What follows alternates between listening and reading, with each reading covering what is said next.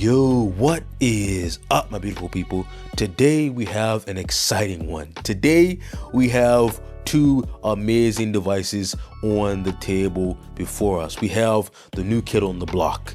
This device that has the new processor, that OLED display, it's amazing. And we also have what some people believe to be the king of handheld PCs. And today we're going to be diving into the ultimate showdown between these two titans of handheld gaming, the Ally X and the OneXfly F1 Pro with the new HX370 processor. One is a powerhouse you can grab at your local store for a steal, and the other pushes the boundaries of cutting-edge tech and stunning visuals. Which one deserves a spot in your collection? That's the question. So stick around as we compare performance, portability, and everything else in between. So let's not waste any time. Let's get started. Before we do that, make sure you smash that like button, make sure you subscribe, and ring that bell so I can keep coming to you with more barely average dude content. So let's get into it. Okay, so for this comparison, I don't want to just, run off a list of specs. I think, there's enough videos out there that just talk about the overall specs, and you probably already know what it is. In this video, I want to focus on what each of these devices does better than the other to give you an idea of which one may be better for you and which one may be, not so good of a fit for you. So we're going to talk about, which one is better in which regard. So starting off with the ROG Ally. What does the ROG Ally X do better than the OneXfly F1 Pro? First things first is obviously the price. The price is much less for the ROG Ally X, and the thumbnail suggests the price disparity. So right now, the retail price between these two devices is $800 for the Ally X and $1,300 for the F1 Pro. Now, for some people, that price difference automatically disqualifies the F1 Pro, but stick around because the F1 Pro does have some things that I think that you may be interested in. But just getting it out of the way, the price is a huge win for the ROG Ally X. Now, the next thing that the ROG Ally X does better is availability. You can walk into Best Buy, your local Best Buy, and just pick up an ROG Ally X with zero waiting, zero shipping, and no issue. And that means it's also easy to return or take in for service if anything goes wrong. So availability and service potential is much better with the Ally X, considering that it's at Best Buy. Now, if you don't have a Best Buy in your region or your area, then of course that's not a win for you. But for everyone that has a Best Buy, go into your local Best Buy and pick up an ROG Ally. It's so much easier to do. Now, software. I will say I do like the software on the OneXfly. Like, One X console has come a long way, and it has some features that no other handheld PC has. But I have to give the software, like the refinement and the overall user interface, I gotta give a win to the Ally X, because Armory Crate is probably the best software on any handheld PC right now. Now, of course, with Windows, the options, for software are pretty much endless with third-party support.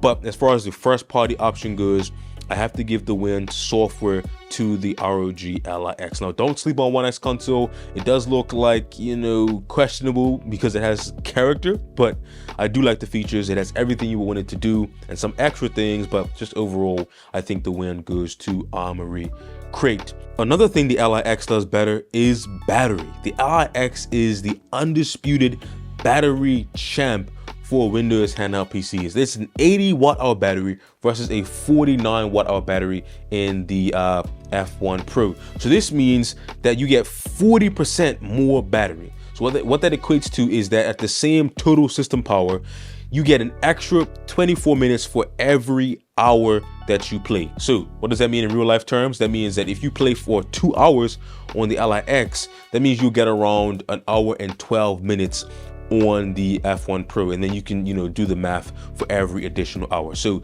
you get 24 minutes for every hour on the Ally X, and that's big. Some people will only consider a handheld if it has a battery as big as the Ally X, and I can definitely understand that. Now, you're gonna really appreciate the bigger battery on the Ally X. The OneXfly F1 Pro is not gonna take this sitting down. It has some things to hit back. What does it do to really deserve its price, or it's even a position in your collection if you're someone that is looking at this as like a device to consider? Well, the display. I have to give a nod to this display. This is an amazing display. It's an OLED display and it just looks amazing. Now, video does not do it justice. This is a 7-inch 1080p 144 Hz display. It is OLED. It gets up to 800 nits brightness. This thing is amazing. The video does not do justice, trust me. I try to have the same video side by side, and I know you can't tell of a video, but I'm just telling you guys, the colors, the contrast, the saturation, the black levels, just the clarity that OLED has. I don't want to seem like I'm just trying to sell it to you, but if you've ever experienced a good OLED display, you know what I mean when I say this is a huge win for the F1 Pro. That alone, I don't think makes it worth the extra money, but it definitely is something that it does better as far as having that beautiful OLED display. Another thing the F1 Pro does better is portability. I mean, just look at the size. It's smaller. It's a lighter device. I'll put up a video with the weight comparison now, so you can see that. Okay, 607 grams. I think that is less than the Ally X here. But yeah, 607 grams. Ally X is about 716 grams, so about 100 grams less than the Ally X. Okay, so as you can see, much lighter, much more portable. So if you want a compact device that still has amazing power and still same 7-inch display, the F1 Pro is going to be a device that you are going to love because it's much more portable. Another thing the F1 Pro does better is ports. As you can see on the top here, we have a USB 4, USB-A that the Ally X doesn't even have, and on the bottom we have another USB 4. Now this is a win for the F1 Pro, not just because it has that extra USB-A port, it's because both USB-C ports are USB 4.0. That means they're both going to support eGPUs. The Ally X, if you didn't know, only has one USB 4 port, and the other is USB 3 or 3.2. So only one supports like 40 gigabits per second, but both ports, top and bottom, support 40 gigabits per second on the F1 Pro. So that's a huge win for this device here. Now, another thing that the F1 Pro wins is the controller features. Now, this features Hall effect triggers and Hall effect sticks, and that means you get the awesome precision. You don't have to worry about drift, and you're going to be covered for the long run, and that's something that is a huge improvement over the original ROG Ally sticks. But that's where the partial sponsor of today's video comes into play. You know, Handheld DIY reached out to me and they sent me over some Hall effect sticks for the ROG Ally X. Now, these Hall effect sticks for the Ally X is a huge improvement because you don't have to worry about drift. You get a tighter resistance that's going to give you better feel, better control, and it's easy to calibrate so you can adjust it, you know, to your needs. Now, these Hall effect sticks are specifically made for the ROG Ally X and the ROG Ally, so you don't have to worry about compatibility. They seamlessly integrate into the controller, enhancing your capabilities and giving you a competitive edge. I highly recommend the Hall effect sticks for the ROG Ally X from Handheld DIY. I've been working with them for a while now. They always release some great modifications for various number of handheld devices. So make sure you check the link in the description for the Hall effect sticks for the ROG Ally X. And that's something you don't have to worry about once you do that replacement. I'll leave a link in the description. Not like I'm not being paid to say this or anything. They just sent it over to show for you guys, and I really do highly recommend the Hall effect sticks for the ROG Ally X. Now, back to the comparison.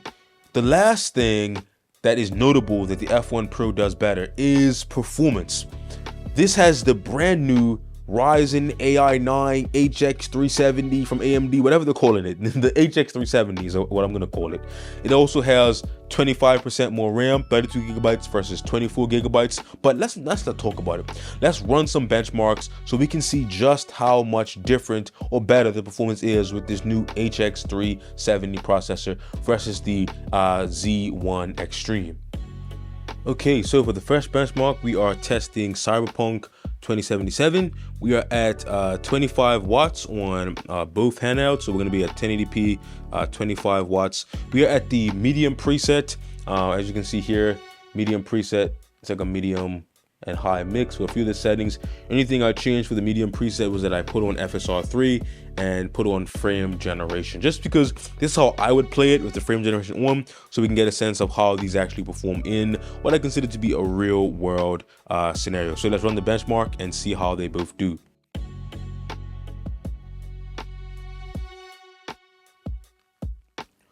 Okay, so the results are in.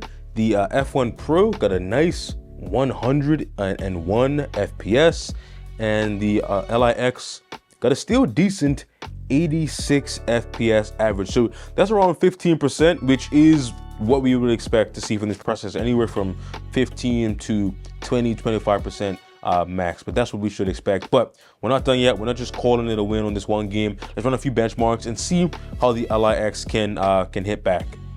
Okay, so the next benchmark is Black Myth Wukong, another heavy hitter. We are at 1080p again. We're at low settings this time. FSR is on, frame generation is also on, and our resolution scale is set to 65. This is how I play this game, just to get a good, decent frame rate. Let's run the benchmark and see how these devices actually do.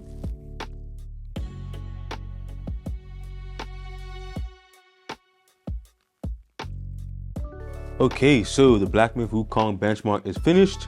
We got an average of 70 versus an average of 63. So that's just around, 10%, maybe 11% if you're really getting technical, but around 10% better in the Black Myth Wukong benchmark. Not bad. I've seen higher on here, up to around 75 FPS, but we're gonna just say you get around 10 to 15% in Black Myth Wukong, which is a decent uplift, but nothing that's like mind-boggling and nothing that's too crazy. But one more benchmark, then I'll give you guys my final thoughts, tell you what I think about these devices, which one may be worth it for you, and then I get you guys out of here. But let's run that last benchmark. Okay, so in this last benchmark, we are in Returnal, and this game has historically been very hard for these handhelds to run. This game really pushes these devices to the limit. So we are going all out. We are at 1080p, high settings this time. We do have FSR on. Let's see how these devices do, really pushing them to the limit here.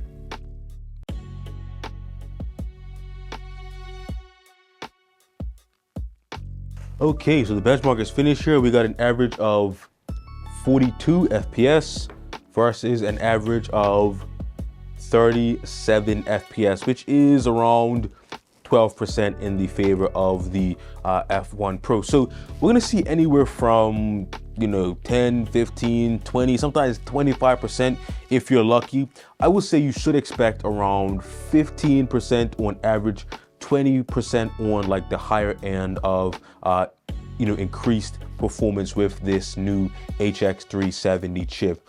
With all that being said, what device do I think is for which person? Well, just starting off with the Ally X. I think you should get the Ally X if you just want a great all-around handheld PC right now. Now, a lot of people are probably gonna say, wait for CES. It's coming in a few weeks at the recording of this video. January is coming up. New devices are right on the horizon. So if you wanna wait, then wait. But if you're dying to get a device right now, or if you're watching this video in the past, the Ally X is a great all-around handheld. You can't really go wrong. And for the price, and you just walk into Best Buy and get it, I think it's an amazing option, right? Now, I think you should get the F1 Pro if you just want the latest and greatest performance that's available right now, if you really appreciate that OLED display, and if you want a smaller form factor. Now, I will say it is hard to recommend the F1 Pro, at such a high price, and I definitely, probably wouldn't recommend it for someone as their first handheld.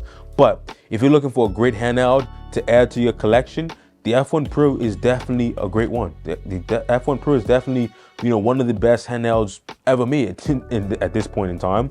So if you just wanted to hear me say that it's a great device, then it definitely is a great device. But as far as recommending it, if I was going to recommend the handheld to a friend as their first device, it will be hard to recommend the F1 Pro, just because the price and the performance is great, the OLED is great, the portability is great, but it will be hard for me to really, recommend a device that's so much more expensive if I was recommending it to a friend that's, the first device. If you're a collector, hey, this is an amazing device. If that's what you need to hear, then you heard it from me. But anyway, great device for the price, great device if you don't consider the price.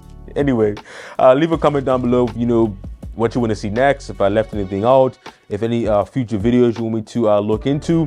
I know I didn't cover everything, but let me know what you guys want to see, and I'll be, try my best to, do that in future videos. The New Year is coming up. a lot of devices on the horizon. Let me know what you guys are looking forward to in the new year. Yeah, let me know all of that in the comments down below. And as always, make sure you smash that like button, make sure you subscribe, ring that bell, all that great YouTube stuff. And I will see you guys in the next video.